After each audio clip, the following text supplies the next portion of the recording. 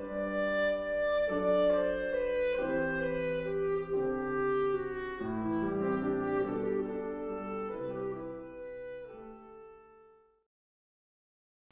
I thought we could talk about tonight is spaciousness.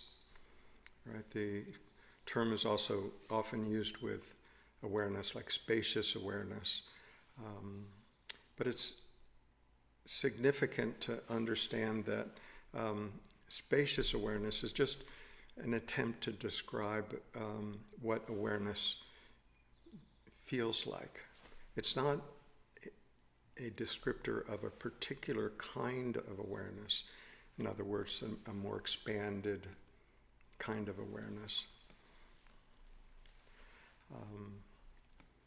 So this sense of spaciousness refers to the quality of awareness as not a thing, right? It's not awareness isn't a thing because it doesn't have a shape or size or color or duration that everything else has, right? Everything else has a particular form, a particular characteristic, whereas the awareness itself is what notices whatever shows up, but in itself is without attributes. So, since the awareness doesn't have attributes in the sense that things do, it's not subject to the same laws that apply to things, right? It's not subject to, finite location. It's not subject to a finite duration. It's what observes what is present for whatever arises within that field of awareness. But in itself, it is unmoving, right? It is, in a sense, the most stable thing that we have. We can feel for a long time like it's really elusive and, hard to pin down, but I'd suggest that's because we're trying to look at it as we look at other objects. So when we're trying to look at it, when it is in fact what is looking, it is sort of like a dog chasing its tail, and it can feel elusive in that sense. But it is in actuality unmoving. It's always here, right? It's always present. Sort of like if you're driving your car, the common way we look at it is that we're moving through fixed space. We're driving down the road and we're seeing new things that arise as we move through space. But if someone was sitting in the passenger seat looking at you, you wouldn't be moving, you'd be stationary. And that's actually our direct experience without if you strip away the conditioned idea of having a spatial world out there that we're moving through, the actual felt sense of it is that I'm sitting here, not really moving, and the trees and the telephone poles and the other cars and the scenery are moving this way past me.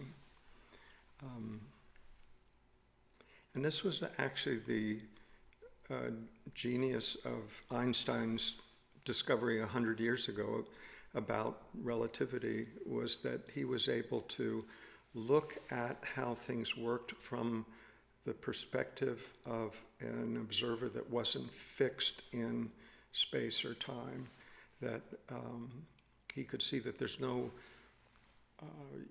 unified, universal grid of space within which everything occurred, and so that a particular location could be located absolutely. It could only be located in relation to everything else. And the same with time. There's not such a thing as a universal time for everyone. It's all dependent on how fast you're moving, and how fast you're moving is dependent on what you're measuring against. So all of that has to do with the point from which we're observing, right? So, but we've all been taught that, what is true is that there's a big external, objective, physical world out there, and that we're sort of a very small entity that runs around in that world for some period of time. But the reality of it is that whatever it is that we've ever experienced, everything that we've ever done, thought, did, saw, happened, and only happened within this field of awareness. Right? So we can say, with some reasonable validity, that the entire experience, entire life experience, in fact, the entire world appears within that which we are. So this isn't, saying this isn't to deny the reality, the existence of the world. It's just to sort of rearrange our perspectives a bit, so it doesn't feel like we're running around in an alien, somewhat threatening world sometimes. So it's a shift of perspective to what is closer to our direct experience rather than what we've been taught. What we've been taught is that we're separate individual beings, human beings, running around in a great big objective world, trying to get by as best we can. But when we change the perspective, it's not that the world changes, it's that we see, we better see the filter through which we're seeing the world. This might be a silly example, but if you have a logger looking at a forest, they're seeing something different than if, let's say, a botanist is looking at the same forest. They're both seeing it through a filter of their conditioning. So what they are seeing is, it's not that their eyesight is different, right? The same electromagnetic waves are hitting both eyeballs, but how it's being filtered through their sensory systems and brain is different. And so what is being perceived is different. This isn't bad or wrong, it's just how things are. It's just an example of the power of conditioning over how we see the world.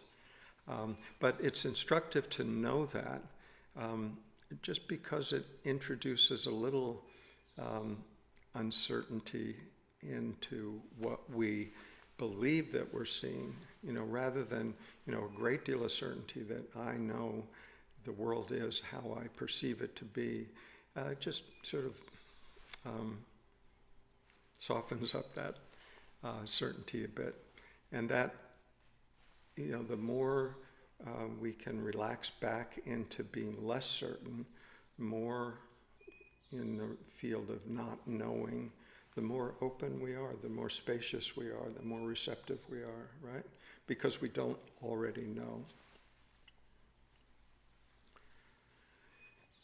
So it's not like we forget how to do things that, we need to know how to do, at work or at home, or, just, basic skills. It's the ideas that we have, the opinions that we have about ourselves and the other person in the world that can be called into a certain level of doubt, right?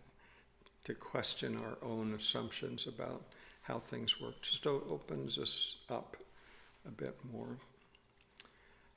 So this spaciousness is really what awareness feels like rather than being a particular kind of awareness. So spaciousness is just more sense of without limit, space, a sense of accommodation, a sense of receptivity, that sense of spaciousness, right? It's not a three-dimensional reference, right? It's not that awareness can be measured in terms of 3 dimensions. Again, because the 3-dimensional space that we perceive is part of the world of form. Awareness is not. So that 3-dimensional way we see the world isn't what we're talking about when we're talking about spaciousness. It's not large in that sense.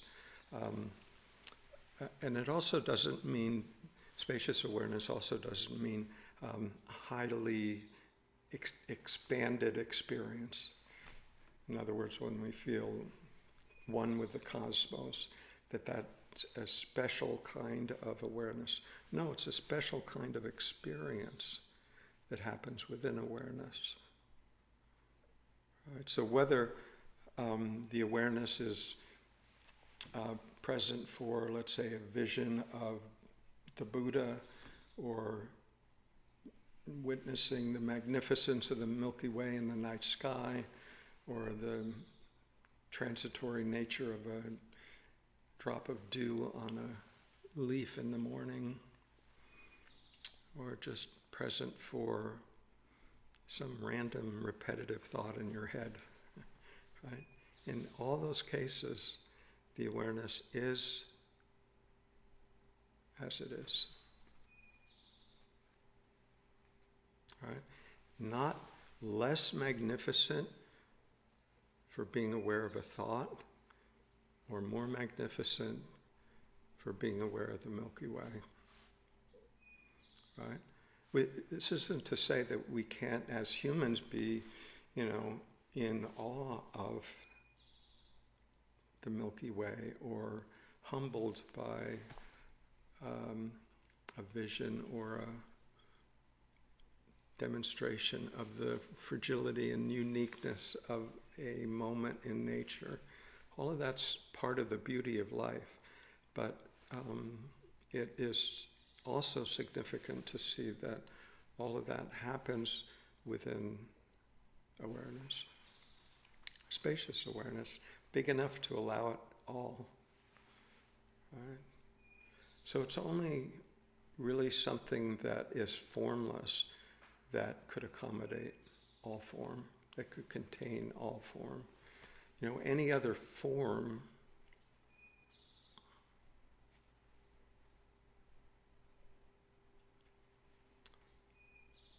even the concept of, let's say, a God is finite.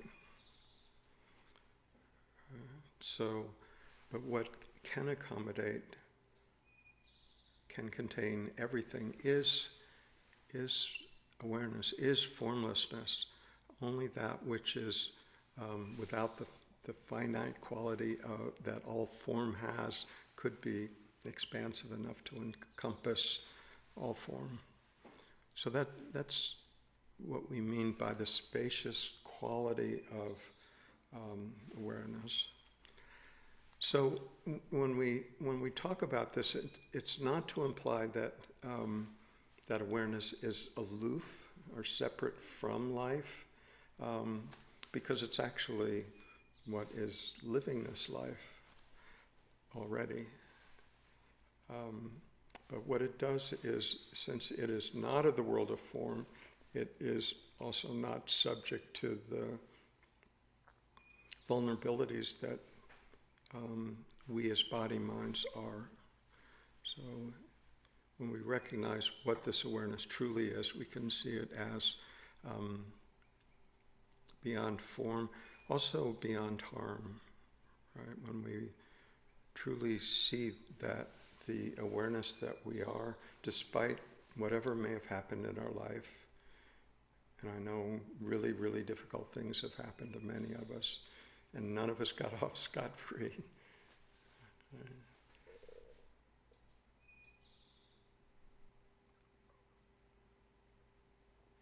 And yet, there's something about when we sense into the deepest nature of ourselves, there's a sense of something has always been here, unchanged, undamaged, untainted by whatever's happened.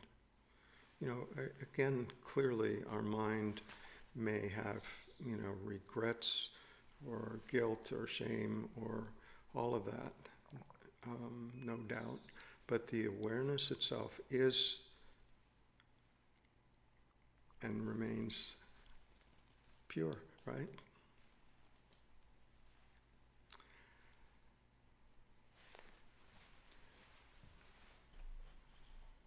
Just talk.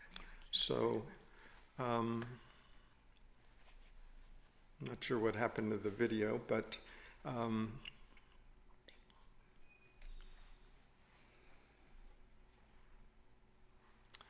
so this awareness isn't separate from life. It doesn't hold itself back from life. It's not. It doesn't. In fact, it is completely willing to be present for whatever life has to offer. It's not. It doesn't run away from difficult situations. Problems, from really tragic events. It is present for it all. The body-mind may react to that, may go blank, may react, may be pulled into whatever is happening, but the awareness will remain present no matter how we respond or react. So this spaciousness, the reason that spaciousness is often used as a descriptor is that, in a sense, it's like the sky, right? Big, open. But more particularly, that with the sky, the expanse above the earth, clouds can pass through it, birds can fly through it, trees can grow into it. And yet that space,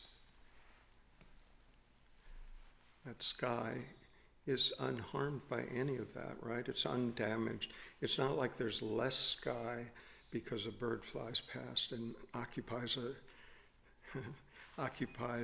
for a moment.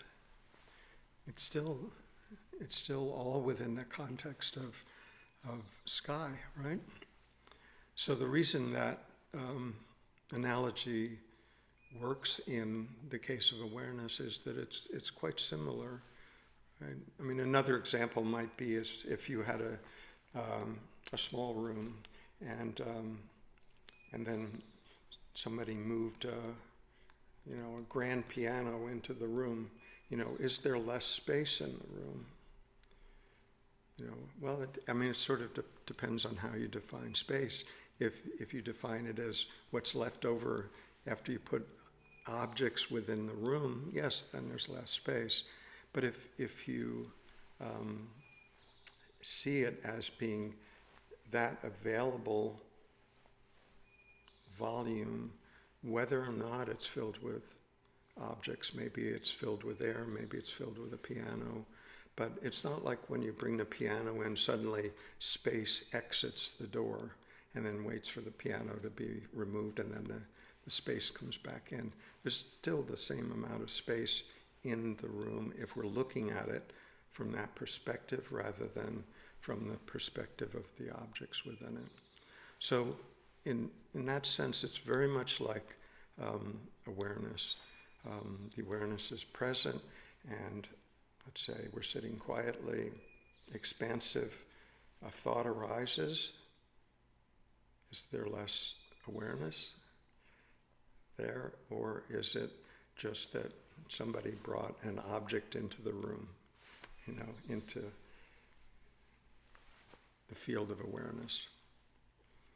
So we can see that whether or not objects within the field don't diminish the availability of the field, they're just what happens to appear in the field at any one time.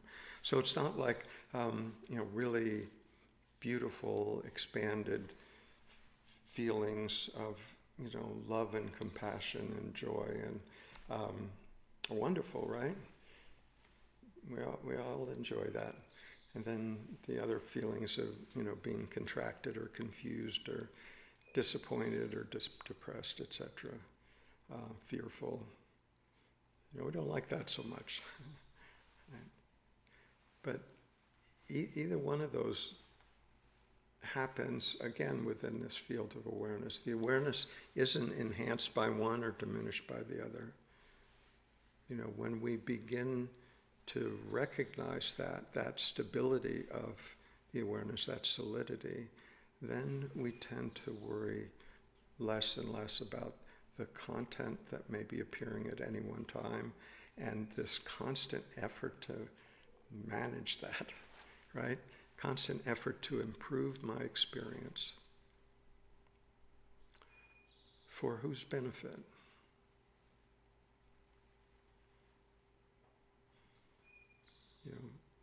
The only possible answer is for this imagined sense of myself, wanting to improve my experience, wanting to feel better, which is a totally reasonable response if we take our feelings and our experiences to be what we essentially are. The downside of that is that those are all related to form, right? The form of this body-mind. And the downside of that is that there's also a recognition that we're vulnerable. We're vulnerable for that experience to end. We're vulnerable to circumstances changing. We're vulnerable for the expanded feelings to diminish. So there's always that desire for the good, juicy experiences, and there's also at the same time the sense of vulnerability that they're not permanent. So as long as our hopes for, let's say, resolution in this lifetime are dependent on experiences and feelings, it'll always feel transitory. When we can recognize that our deepest nature, our true home, is in the awareness that can participate in the immensity of life with all its colors, right? With all its flavors, then there's a freedom to that. There's an immense freedom to that. So for spiritual seekers, there's a lot of talk about being more aware. But for all that talk, awareness is not ever actually absent. So it's not awareness that comes and goes. It's actually we ourselves that are absenting ourselves from the recognition of that awareness. We're so used to looking at things that we never stop to recognize or even consider what we're looking from. Always looking outward, and so we never we will never find out there what we're looking from. And that's sort of the turnaround, the 180-degree turnaround from looking outward for, the resolution to life's big questions to actually seeing what's already present from the get-go. Okay, so this, all of this seeking outward, this, awareness isn't actually trying to control that search. It's not like it, it's insisting that, we look at awareness. It'll let us, go down any path we do. And it will be there and present for whatever we discover down that path. It doesn't, if we ignore awareness, it's not like it, gets annoyed and storms off in a huff. It is still there, whether we have any acknowledgement about it or not. So that's sort of the constancy of this awareness, that it is always present. We may, with our mind, run off in all kinds of different directions looking for this, hoping for better circumstances, hoping for better ideas and opinions, and yet at the same time, that awareness will be right there for the ride for the whole thing. So the awareness isn't hidden because it's scarce or far away. Right? It's hidden because it's enormous and omnipresent. That's why we miss it. It's so big we don't even see it. Because we're looking at something for the answer somehow out there in the next idea, opinion, experience, adventure, sensation, feeling, thought. That's where we look. And it's always the awareness that's present for all of that, but we don't notice it. So it's just a matter of sort of turning around and looking at what is noticing everything. So we tend to dismiss what's most fundamental in favor of what's transitory, right? And so we're left with this feeling of dissatisfaction, like it's never quite enough, we've never, reached a point of resolution where we feel like, we can relax into a sense of at-homeness about living this life, because we're looking for that resolution in transitory things, right?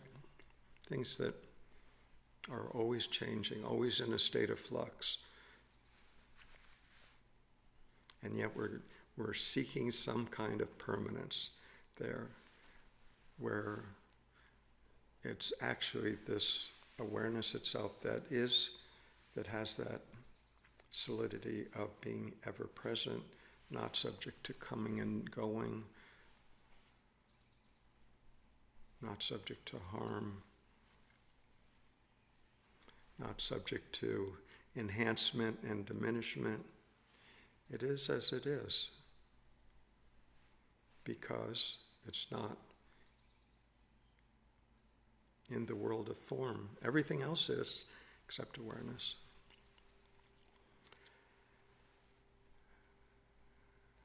Okay, there's, it's, based on what we're talking about, like the fundamental nature of awareness, within which everything happens, have led some people to conclude that, the world is a dream, or even more dualistic, the world doesn't exist.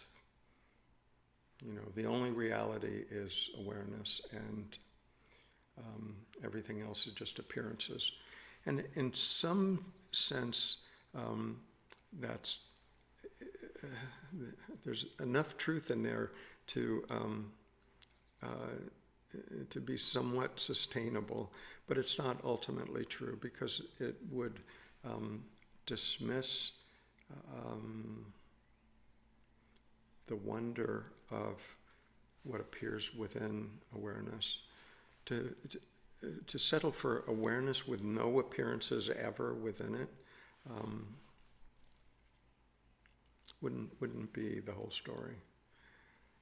So it's really the discovery of awareness as fundamental is hugely liberating, but it's also not the end of the story. The completion of that journey is really for that awareness to come back into form, into the world of form, participate wholeheartedly in it, while retaining the recognition of what we fundamentally are. So this idea that the world doesn't exist is a limiting trap. And this is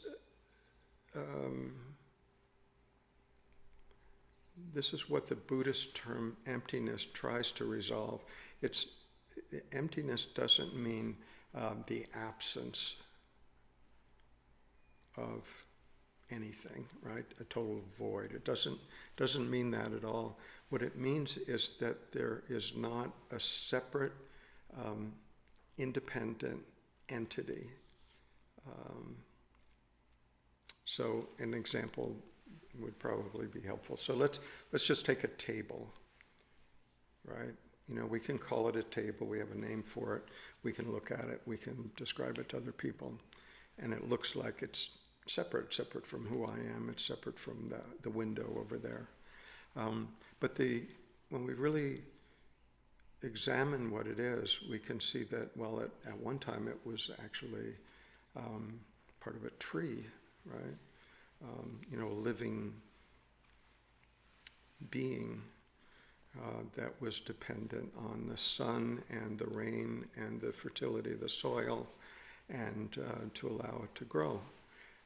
And then at some point it was cut down, and maybe a carpenter got involved and did some more cutting and refining and built the table. But while he was building the table, she was dependent on plants to eat and the sun for warmth and air to breathe, and probably dependent on some other carpenter to show this person how to do carpentry things. And that instructor was also dependent on plants and air and warmth from the sun, etc. So where exactly is the boundary of this table? Is the table actually separate from what the tree was? And at some point in the future, the table will cease to be called a table, because it will gradually fall apart. But it is, just a temporary result of a certain conditions that allow it to have a particular form at a particular point in time. We label it as such, thinking that it's somehow separate from everything else, and yet it's not. It's not even on the most basic ecological level, right? And the same is true with ourselves. We presume that we're separate, independent self-entities, and that is the fallacy that this term emptiness is attempting to correct. That there is not actually a separate self. It's just a temporary creation based on conditions and circumstances, and an infinite number of things that have led up to this our particular being in this moment. Right? And at some point those conditions will change, as they do every moment. And there will no longer be a separate, independent self-entity. We just claim it, even though when we actually look for it, it's not to be found. It's not to say that it doesn't exist, right? It's to say that it doesn't exist in the way we believe that it does.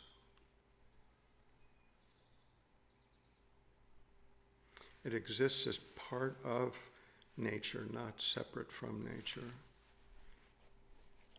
So, we may see this as just sort of an arcane philosophical point to make about this sense of no such thing as a separate self-entity. But I'd suggest that it's probably the most pressing question of our time. The idea that we as humans hold ourselves apart from nature and the rest of the world, and from other people, of course, is the degree to which we cause harm in the world, right? And we can see the effects of that in many, many places. Right? And this movement, founded on the belief that we're somehow other than nature, somehow superior to nature, to the point that we can control and subjugate the rest of life to our wishes, is an extraordinarily dangerous course that we're on. We don't know how it will turn out, but it has a sense of speeding towards our demise, and probably the demise of many other life forms on this planet. Hopefully not, but that's the direction we're going right now. Fundamentally founded on the belief that what I am is separate from the rest of life. Therefore, I can do what I feel like doing. I can, try to enhance my own experience. And if, nature suffers a bit, not to worry. That attitude is wholly and dangerously different than recognizing that what we are is inherently inseparable from the whole of life, right? If we recognize that, to harm anything, to harm the air, the water, the soil, other people, is to harm ourselves.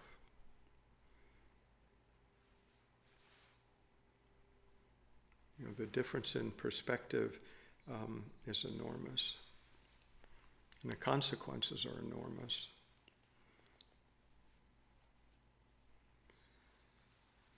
One of the analogies that's often used is just the ocean. The ocean comprised wholly of water, right? But then there are waves on the top of the ocean. And, if we imagine the waves to have human characteristics, one wave might look at another and think that wave is bigger than I am, or smaller than I am, or prettier than I am, or more determined than I am, or whatever. But at the essence, it's all still water. Clouds may have the same feeling, about being higher than, being more ethereal than, and yet still just water. So the essence is one. From the surface, it looks different, right? There's no problem in seeing the differences between all of us, seeing differences between races and cultures and nations and philosophies and professions and upbringings and all of the appearances and all of that. And yet, in essence, all of that is appearing within what we essentially are. If we're looking at it from the perspective of a separate self-entity, what we see is the differences.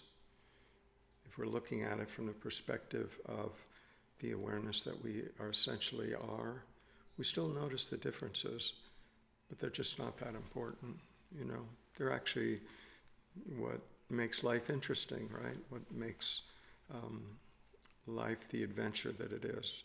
We may not like how it shows up in different forms, but the underlying life energy is still one awareness living through almost infinite number of forms. Right. So there was a time in our evolutionary past when there must have been one person originally that first was able to self-reflect, to realize maybe just leaning over and looking in a still pond and noticing their own face and recognizing that it was what other people could see and they themselves couldn't, and recognizing themselves as separate, independent. And that ability to self-reflect was a huge evolutionary leap, right? And then there's obviously one person that discovered it first, but then other people also discovered it somehow, right? And now every human can do that. It's not an unusual thing. In fact, humans do it to excess. We're always self-reflecting about, how am I doing? Did I do it right? I should have done it differently, etc. So that's become, common to our species, but extraordinarily rare with other species. A few apes, maybe a few other animals may have that ability to consciously reflect back upon themselves as a apparently separate entity, but to only a very limited degree. I mean, we've developed that ability, and it's paid off in many ways in terms of how we interact with each other, how we think about ourselves, etc. But the time has come to look at things differently. And throughout history, there have been a few people already, as far back as recorded history, there's examples and evidence of, some people seeing our underlying deepest nature as awareness and learning to live from that perspective, from the perspective of not a separate self, and have left some evidence behind in the form of, texts and scriptures, etc. But now is the time really for many more people to see that. The time is ripe. It's needed now if we are to avoid the disastrous course that we find ourselves on at this time in our history, based on the presumption that what we are as humans is separate from nature, is separate from life.